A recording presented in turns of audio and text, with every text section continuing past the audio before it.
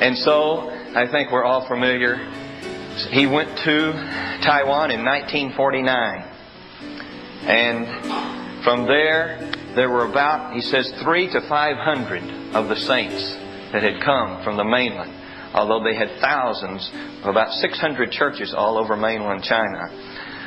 300 to 500 had gathered, had made it to Taiwan. So right away they began to meet and to preach the gospel, because the situation was quite crucial at that time. You know, because everyone thought that, if the communists take over the mainland China, then to take over Taiwan is just a small matter. That's just right off of their shore. Everyone thought Taiwan would be gone. Still there today.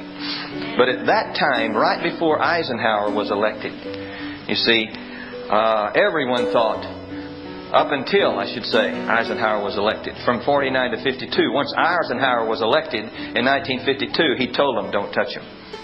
He said, if you touch him, we'll come.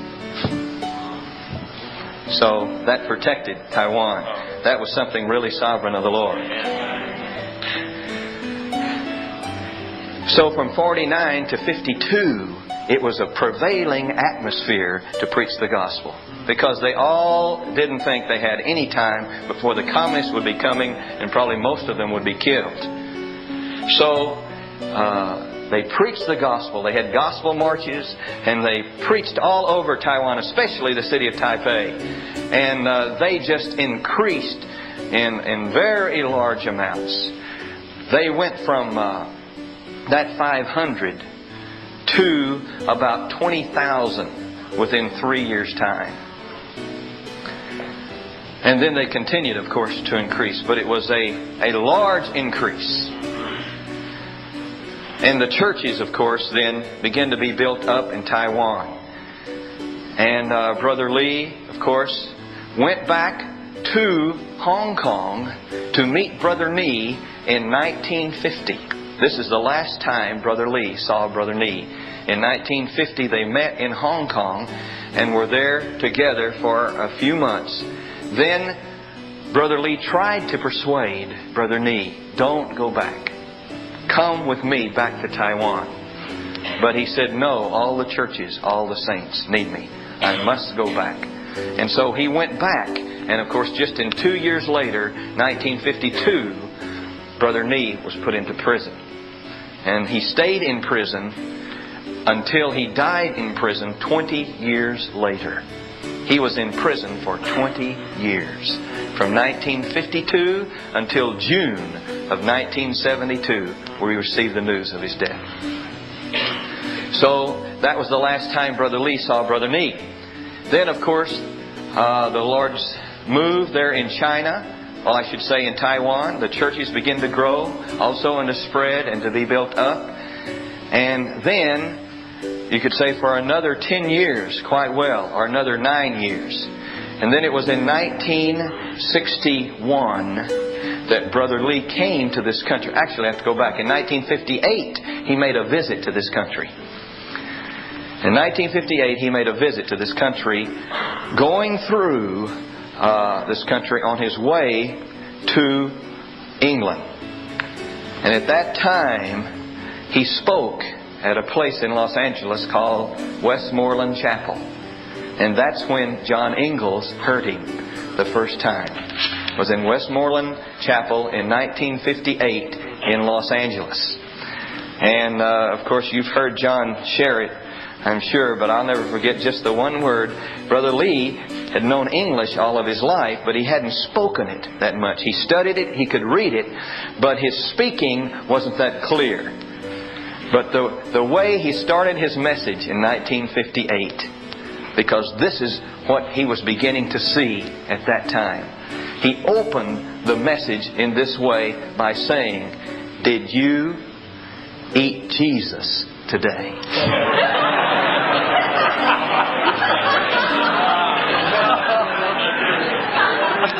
In his broken English. That's how he began the message. And of course it shocked everyone.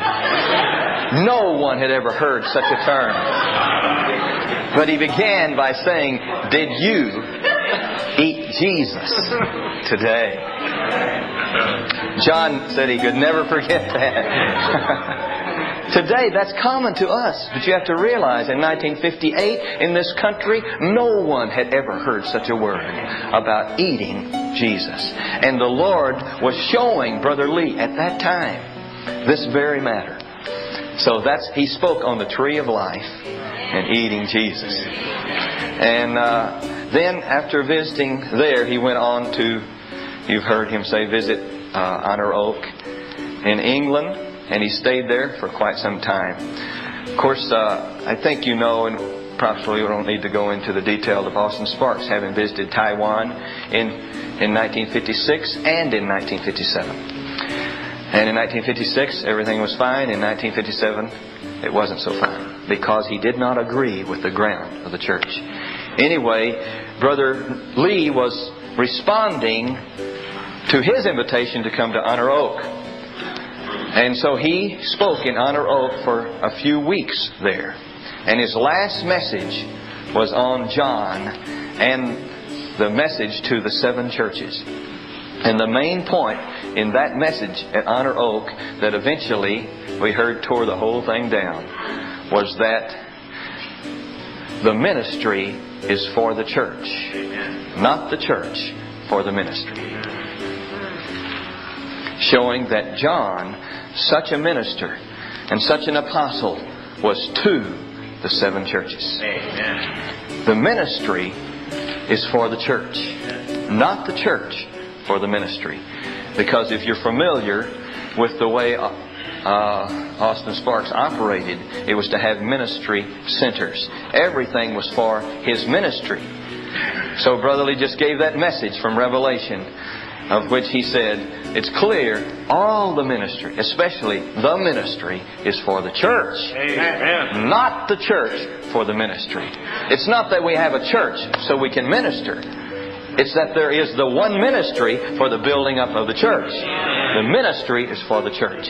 Anyway, later on he heard that eventually it was that word that caused the whole thing there to crumble.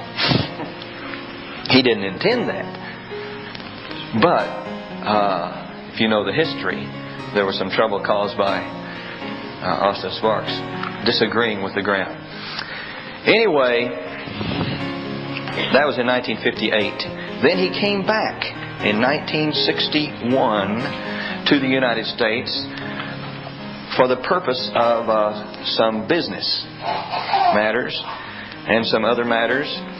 And it was while he was here in 61 up to around, I believe, September, October of 1962. He was here for some time. He was just fixing to go back to Taiwan because they had a lot of conferences scheduled. A big conference with 10,000 was scheduled.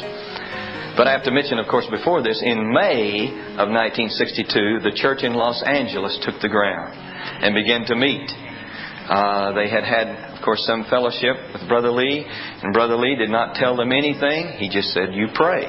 You pray. You just pray. Whatever you feel. Actually, in 58, they tried to do nothing. He said, no, don't do anything. And I think in 60, they wanted to do something, and he discouraged it. But by 62, he didn't discourage, he didn't encourage. He just said pray. So by May of 1962, the church in Los Angeles took the ground in Brother Samuel Chang's home, I believe there in Los Angeles. Well, they had around 30 people, 28 of whom were Chinese. And they generally call it 2.5 Caucasians, because the half was the sister who eventually, although she stayed a long time, even into Eldon Hall, she left. The 2 were John Ingalls and Jim Ritzky. That was the 2 Caucasians that began to meet in 1962 of May. That's when they took the ground. But in Brother Lee was going back to Taiwan. I mean, if they took the ground, that's up to them. But he was going back to Taiwan. He had no burden at all to come to this country. He had no consideration. He had no burden. He figured let them take the books and let them do it whatever. His burden right then was Taiwan. Especially in China, they had no burden for this country. Anyway, but it was while he was in this country, at that time, there began to be some things happen to cause some great pressure upon him. Some great pressure. Some real situations that were happening. And through this pressure, of course, he went to the Lord. And he went to the Lord. And he went to the Lord. And the pressure did not let up. It increased and increased and increased. And he went to the Lord. Why, Lord? Why is this happening? Something like this. I don't, of course, have the exact words. I've heard things here and there. But there, I'm just trying to put it all together. Anyway, the decision was, though, eventually he realized the Lord wanted him to stay in this country. And the pressure didn't stop. It's not that he said yes and the pressure stopped. That's our concept. No, the pressure continued, but he got clear what the Lord wanted. That was to stay in this country. So he called Brother Samuel Chang. I've heard this story many times. And this was in the fall of maybe it might have been right at the 1st of December, I think it was, or the last of November of 1962. He called him in Los Angeles, and he said, Brother Chang, I'm coming to Los Angeles. Well, they'd heard he was leaving because a big conference was already being scheduled in Taiwan. And he said, you are? Oh, you're coming before you're going back to Taiwan. He said, no, I'm coming to Los Angeles to stay. He said, oh, you're going to stay 2 or 3 weeks. He said, no, I'm coming to Los Angeles to stay indefinitely. Well, they were all just shocked. And so Brother Lee came. He was in the States. He came to Los Angeles. And in 1962, December, they began to pray. And they had the first conference in December of 1962, which in an old house in Los Angeles, in front of about 70 people, he released the messages of the all-inclusive Christ. This was the real beginning of the ministry for the Lord's recovery in this country.